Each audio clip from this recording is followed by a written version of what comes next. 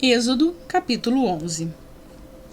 Disse então o Senhor a Moisés: Enviarei ainda mais uma praga sobre o Faraó e sobre o Egito.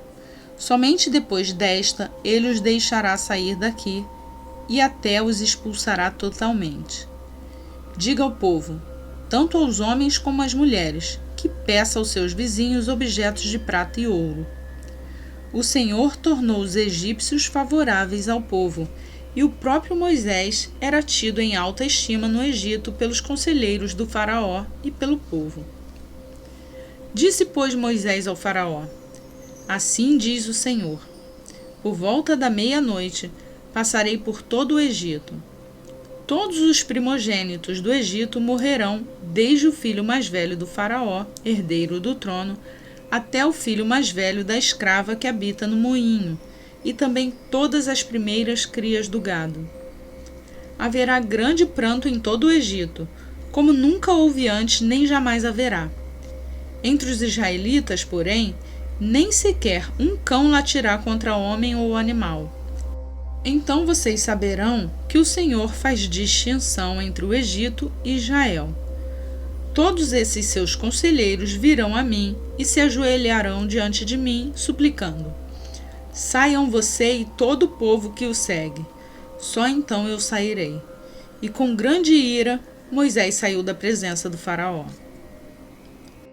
O Senhor tinha dito a Moisés: O Faraó não dará ouvido a vocês, a fim de que os meus prodígios se multipliquem no Egito. Moisés e Arão realizaram todos esses prodígios diante do Faraó, mas o Senhor lhe endureceu o coração, e ele não quis deixar os israelitas saírem do país. Êxodo, capítulo 12. O Senhor disse a Moisés e a Arão no Egito: Este deverá ser o primeiro mês do ano para vocês. Digam a toda a comunidade de Israel que no 10º dia deste mês, todo homem deverá separar um cordeiro ou um cabrito para sua família, um para cada casa. Se uma família for pequena demais para um animal inteiro, deverá dividi-lo com seu vizinho mais próximo, conforme o número de pessoas e conforme o que cada um puder comer. O animal escolhido será macho de 1 ano, sem defeito, e pode ser cordeiro ou cabrito. Guardem-no até o 14º dia do mês, quando toda a comunidade de Israel irá sacrificá-lo ao pôr do sol. Passem então um pouco do sangue nas laterais e nas vigas superiores das portas das casas nas quais vocês comerão o animal. Naquela mesma noite, comerão a carne assada no fogo, com ervas amargas e pão sem fermento. Não comam a carne crua, nem cozida em água, mas assada no fogo, cabeça, pernas e vísceras. Não deixem sobrar nada até pela manhã. Caso isso aconteça, queimem o que restar. Ao comerem, estejam prontos para sair. Cinto no lugar, sandálias nos pés e cajado na mão. Comam apressadamente. Esta é a Páscoa do Senhor. Naquela mesma noite passarei pelo Egito e matarei todos os primogênitos, tanto dos homens como dos animais, e executarei juízo sobre todos os deuses do Egito. Eu sou o Senhor. O sangue será um sinal para indicar as casas em que vocês estiverem. Quando eu vir o sangue, passarei adiante. A praga de destruição não os atingirá quando eu ferir o Egito. Este dia será como um memorial que vocês e todos os seus descendentes celebrarão como festa ao Senhor. Celebrem-no como decreto perpétuo. Durante 7 dias comam pão sem fermento. No primeiro dia, tirem de casa o fermento, porque quem comer qualquer coisa fermentada, do 1º ao 7º dia, será eliminado de Israel. Convoquem uma reunião santa no 1º dia e outra no 7º. Não façam nenhum trabalho nesses dias, exceto o da preparação da comida para todos. É só o que poderão fazer. Celebrem a festa dos pães sem fermento, porque foi nesse mesmo dia que eu tirei os exércitos de vocês do Egito. Celebrem esse dia como decreto perpétuo por todas as suas gerações. No primeiro mês, comam pão sem fermento, desde o entardecer do 14º dia até o entardecer do 21º. Durante 7 dias, vocês não deverão ter fermento em casa. Quem comer qualquer coisa fermentada será eliminado da comunidade de Israel, seja estrangeiro, seja natural da terra. Não comam nada fermentado.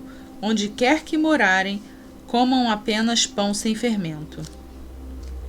Então Moisés convocou todas as autoridades de Israel e lhes disse: escolham um cordeiro ou um cabrito para cada família. Sacrifiquem-no para celebrar a Páscoa. Molhem um feixe de hisopo no sangue que estiver na bacia e passem o sangue na viga superior e nas laterais das portas. Nenhum de vocês poderá sair de casa até o amanhecer. Quando o Senhor passar pela terra para matar os egípcios, verá o sangue na viga superior e nas laterais da porta, e passará sobre aquela porta, e não permitirá que o destruidor entre na casa de vocês para matá-los. Obedeçam a essas instruções como decreto perpétuo para vocês e para seus descendentes. Quando entrarem na terra que o Senhor prometeu dar a vocês, celebrem essa cerimônia. Quando os seus filhos perguntarem: o que significa esta cerimônia? Respondam-lhes: é o sacrifício da Páscoa do Senhor, que passou sobre as casas dos israelitas no Egito e poupou nossas casas quando matou os egípcios. Então o povo curvou-se em adoração. Depois, os israelitas se retiraram e fizeram conforme o Senhor tinha ordenado a Moisés e a Arão. Então, à meia-noite, o Senhor matou todos os primogênitos do Egito, desde o filho mais velho do faraó, herdeiro do trono, até o filho mais velho do prisioneiro que estava no calabouço, e também todas as primeiras crias do gado. No meio da noite, o faraó, todos os seus conselheiros e todos os egípcios se levantaram, e houve grande pranto no Egito, pois não havia casa que não tivesse um morto. Naquela mesma noite, o faraó mandou chamar Moisés e Arão e lhes disse: saiam imediatamente do meio do meu povo, vocês e os israelitas. Vão prestar culto ao Senhor como vocês pediram. Levem os seus rebanhos, como tinham dito, e abençoem a mim também. Os egípcios pressionaram o povo para que se apressassem em sair do país, dizendo: todos nós morreremos. Então o povo tomou a massa de pão ainda sem fermento e a carregou nos ombros, nas amassadeiras embrulhadas em suas roupas. Os israelitas obedeceram à ordem de Moisés e pediram aos egípcios objetos de prata e de ouro, bem como roupas. O Senhor concedeu ao povo uma disposição favorável da parte dos egípcios, de modo que lhes davam o que pediam. Assim, eles despojaram os egípcios. Os israelitas foram de Ramessés até Sucote. Havia cerca de 600.000 homens a pé, além de mulheres e crianças. Grande multidão de estrangeiros de todo tipo seguiu com eles, além de grandes rebanhos, tanto de bois como de ovelhas e cabras. Com a massa que haviam levado do Egito, fizeram pães sem fermento. A massa não tinha fermentado, pois eles foram expulsos do Egito e não tiveram tempo de preparar comida. Ora, o período que os israelitas viveram no Egito foi de 430 anos. No dia em que se completaram os 430 anos, todos os exércitos do Senhor saíram do Egito. Assim como o Senhor passou em vigília aquela noite para tirar do Egito os israelitas, estes também devem passar em vigília essa mesma noite para honrar o Senhor por todas as suas gerações. Disse o Senhor a Moisés e a Arão: estas são as leis da Páscoa. Nenhum estrangeiro poderá comê-la. O escravo comprado poderá comer da Páscoa depois de circuncidado, mas o residente temporário e o trabalhador contratado dela não comerão. Vocês a comerão numa só casa. Não levem nenhum pedaço de carne para fora da casa, nem quebrem nenhum dos ossos. Toda a comunidade de Israel terá que celebrar a Páscoa. Qualquer estrangeiro residente entre vocês que quiserem celebrar a Páscoa do Senhor terá que circuncidar todos os do sexo masculino da sua família. Então poderá participar como natural da terra. Nenhum incircuncidado poderá participar. A mesma lei se aplicará ao natural da terra e ao estrangeiro residente. Todos os israelitas fizeram como o Senhor tinha ordenado a Moisés e a Arão. No mesmo dia, o Senhor tirou os israelitas do Egito, organizados segundo as suas divisões.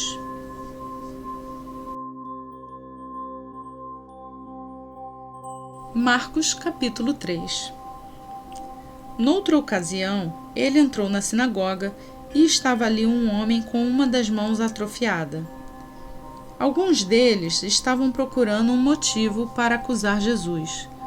Por isso, o observavam atentamente para ver se ele iria curá-lo no sábado. Jesus disse ao homem da mão atrofiada: "Levante-se e venha para o meio." Depois Jesus lhes perguntou: "O que é permitido fazer no sábado? O bem ou o mal? Salvar a vida ou matar?" Mas eles permaneceram em silêncio. Irado, olhou para os que estavam à sua volta e, profundamente entristecido por causa do coração endurecido deles, disse ao homem: "Estenda a mão." Ele a estendeu, e ela foi restaurada. Então os fariseus saíram e começaram a conspirar com os herodianos contra Jesus, sobre como poderiam matá-lo. Jesus retirou-se com os seus discípulos para o mar, e uma grande multidão vinda da Galiléia o seguia. Quando ouviram a respeito de tudo o que ele estava fazendo, muitas pessoas procedentes da Judéia, de Jerusalém, da Idumeia, das regiões do outro lado do Jordão e dos arredores de Tiro e de Sidom foram atrás dele.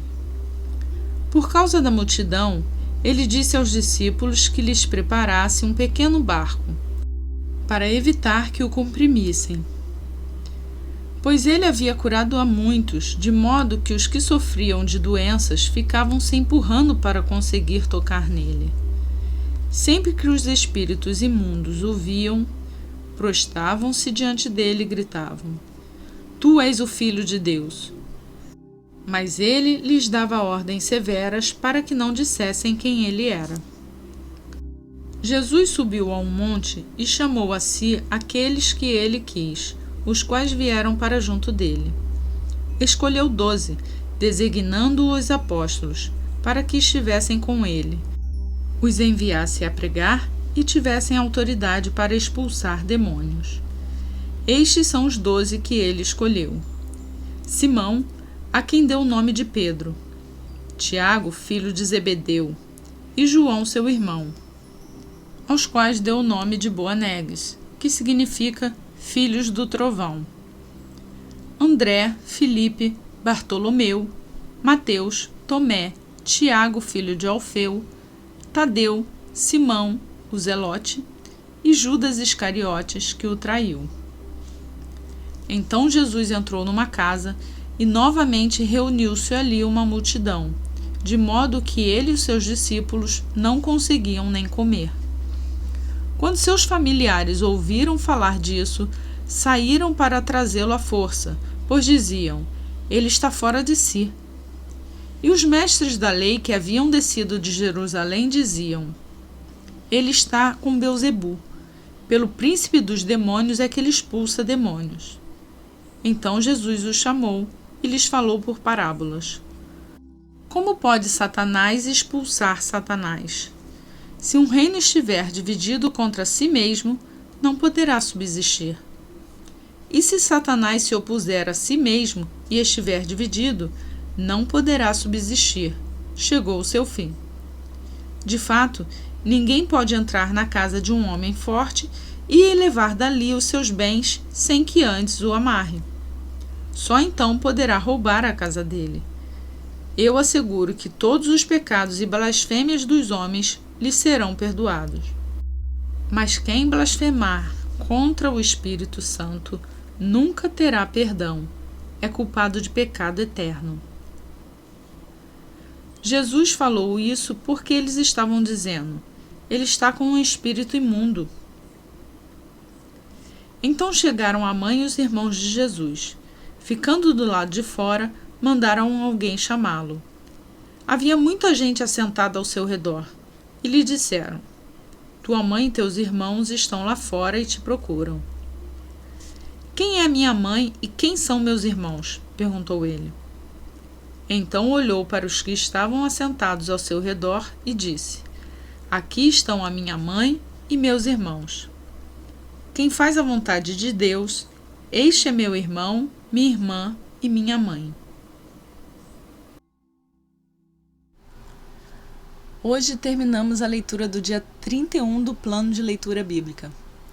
Em um mês, você já leu 2 livros e está com outros 2 livros em curso.